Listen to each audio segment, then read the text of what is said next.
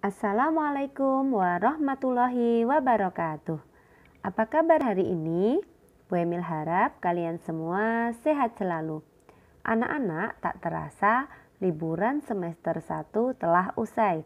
Hari ini kita akan mulai kembali belajar secara daring. Untuk materi selanjutnya yaitu tema 6 tentang panas dan perpindahannya.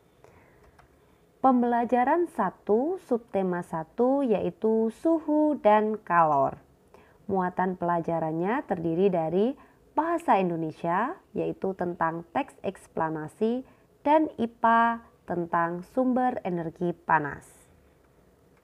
Langsung saja, apa sih teks eksplanasi itu? Teks eksplanasi merupakan teks yang berisi penjelasan tentang berbagai peristiwa yang terjadi di sekitar kita, seperti fenomena alam, sosial, dan budaya. Teks yang disajikan harus sesuai dengan fakta. Selanjutnya yaitu struktur teks eksplanasi. Yang pertama yaitu pernyataan umum. Pernyataan umum ini membahas secara singkat mengenai fenomena yang akan dibahas. Yang kedua yaitu deretan penjelas. Deretan penjelas berisi tentang deskripsi dan rincian mengenai penyebab terjadinya sebuah fenomena yang terjadi. Dan yang terakhir yaitu kesimpulan. Kesimpulan merupakan intisari dari bagian pernyataan umum dan deretan penjelas. Selanjutnya yaitu menentukan kata-kata kunci dalam teks eksplanasi. Apa sih kata-kata kunci?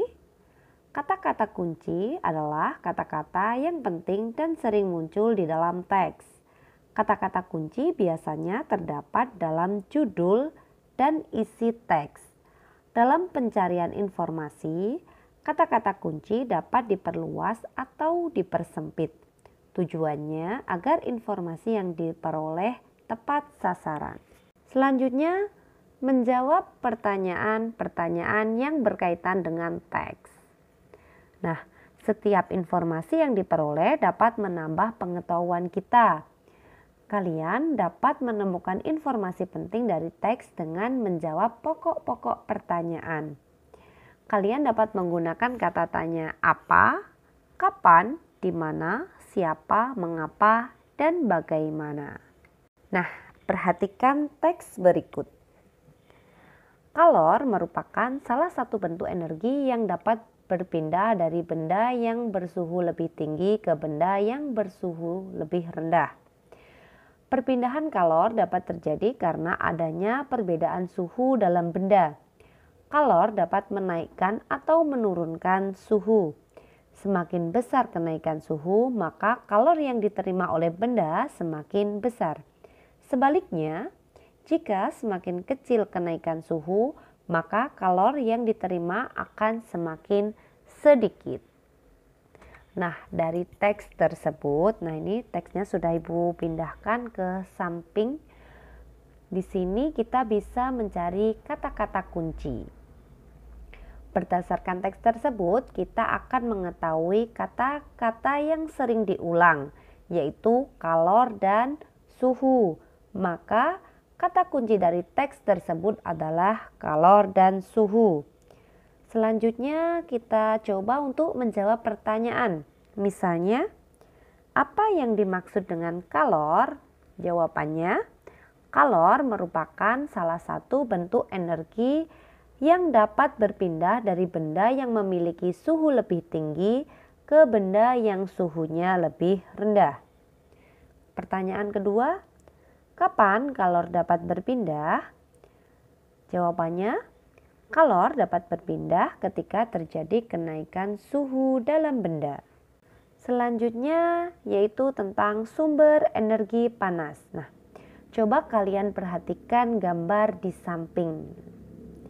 Perhatikan ketika sendok logam itu dibiarkan di dalam air panas.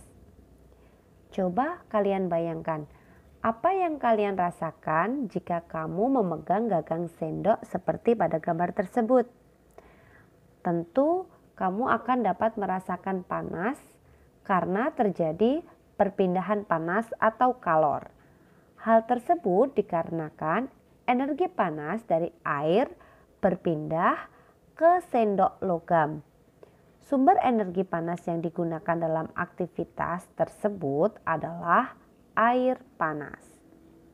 Nah, ini adalah contoh lain. Di sini ada anak-anak yang sedang berkemah mengelilingi api unggun.